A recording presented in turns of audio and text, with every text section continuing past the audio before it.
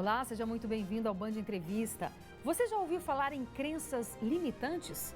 Como o próprio nome diz, são informações nas quais acreditamos e que, de certa forma, nos limitam, nos impedem de ir mais além. Por exemplo, uma pessoa pode acreditar que não é boa em matemática e nunca aprender de fato a matéria. Ou ainda, ter uma crença que não consegue emagrecer porque não consegue seguir uma dieta ou uma mudança alimentar. Essas crenças, muitas vezes, podem impedir que a pessoa alcance o objetivo, coloque em prática as verdadeiras metas. Mas como quebrar essas crenças? Como sair da nossa zona de conforto para ganhar outros horizontes? Para falar sobre este assunto, nós convidamos o especialista em programação neurolinguística, Eduardo Rocha. Olá, Eduardo. Olá, Renata, seja bem-vindo ao nosso programa. Eu Muito que obrigada. agradeço a oportunidade, vai ser uma alegria conversar com você aqui. Oh, com certeza, um tema tão importante para todos nós, né? Ah, sem dúvida. Todos nós temos as crenças limitantes? Sem dúvida nenhuma, elas representam os nossos aprendizados no decorrer da nossa vida. Todas as vezes que nós experimentamos algo e aprendemos sobre aquilo, isso gera uma crença.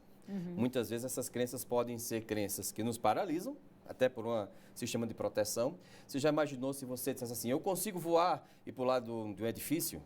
Você se machucaria. Então a tua crença te protege para que você não faça algo que possa vir contra a sua vida. Né? Nós temos as crenças que nos impulsionam para a frente, que nos fazem ter uma atitude positiva em relação à vida e que faz com que a gente aprenda coisas novas.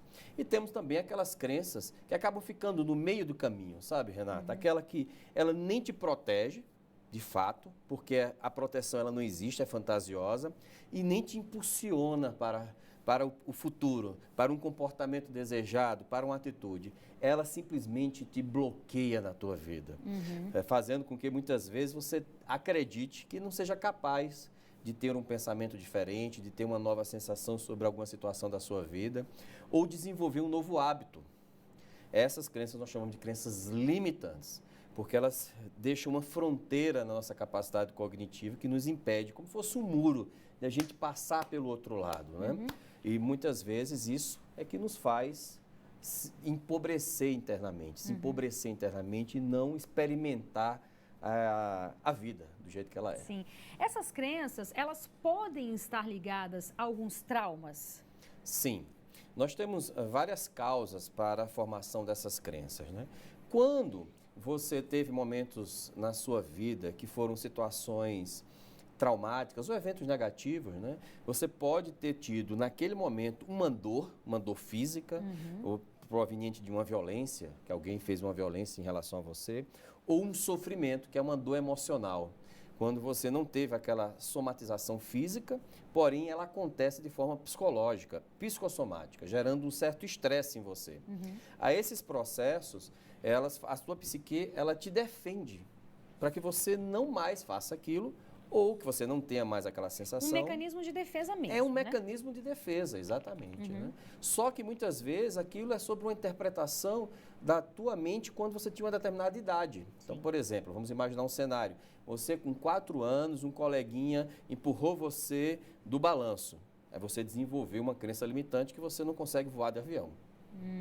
Entende? Que naquele contexto... A mente faz uma associação, né? Exatamente. Naquele contexto, você se proteger e acreditar que você não consegue mais voar era importante. Mas quando você se torna um adulto, esse pensamento ele não é mais um pensamento que te leva ao amadurecimento e o desenvolvimento humano, mas sim a uma infantilidade, a um pensamento infantil que não foi desenvolvido, que não foi projetado. Eduardo, você falando aí, eu tô estudando, tô fazendo um estudo de psicanálise, né? Sim, uau. E isso tem muito a ver também com autoconhecimento. Sim. Porque você chegar a essa informação de que não, eu não ando de avião porque eu sofri um trauma, né, na minha infância e tal. Então isso tem muito a ver com autoconhecimento também, né? Sem dúvida nenhuma. As crenças elas podem ter essa origem de ter uma causa traumática, mas elas podem também vir de aprendizados que você teve no decorrer da sua vida. Você simplesmente foi desenvolvendo um pensamento um pouco intuitivo sobre algo, às vezes falado por outras pessoas de certa autoridade para você, que você acreditou mesmo sem ter validade em evidências. Isso acontece muito com pai e com mãe, né? Assim, quando nossos cuidadores, eu vou chamar chamar cuidadores de forma geral. Eles chegam para nós, você não consegue, não faça isso, você não pode fazer isso. E fica repetindo isso para a criança, você não pode fazer isso, você não pode fazer isso. Ela começa a ter aquele pensamento, eu não posso fazer isso, eu não posso fazer isso.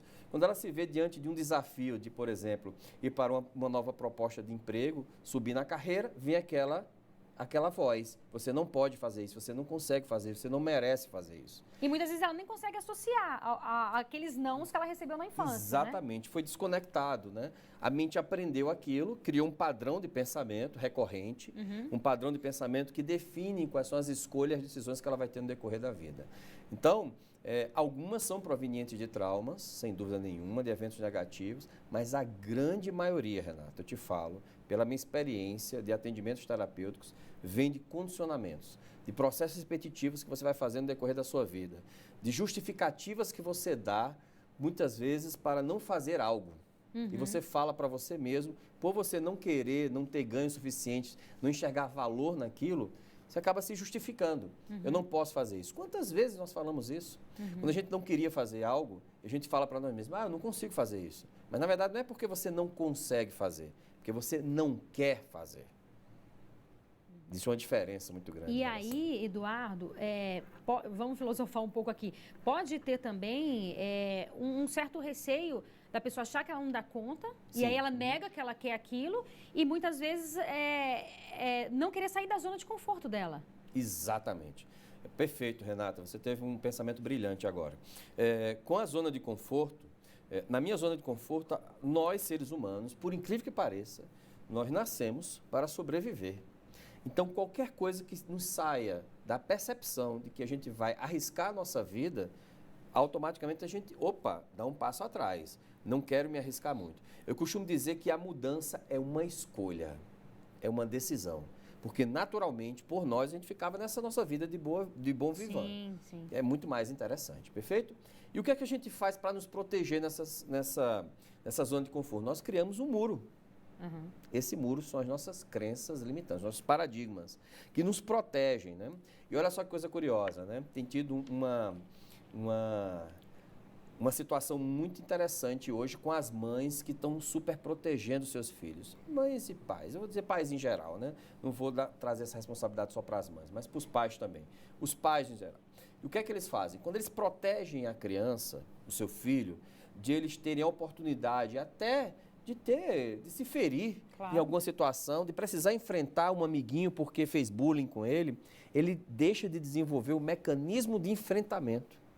A essa criança, quando ela se torna adulta, ela precisa de uma justificativa, porque ela não consegue enfrentar essa realidade, de realmente responder aos estímulos que o mundo está dando para ela. Faz com que ela crie justificativas. E, na maioria das vezes, também são crenças limitantes. Sim. Percebe? A gente vai falar daqui a pouco como romper, como identificar e como romper essas crenças limitantes. E, olha, a gente lembra que esse programa ele é gravado, mas você também pode participar com comentários e sugestões de entrevistas.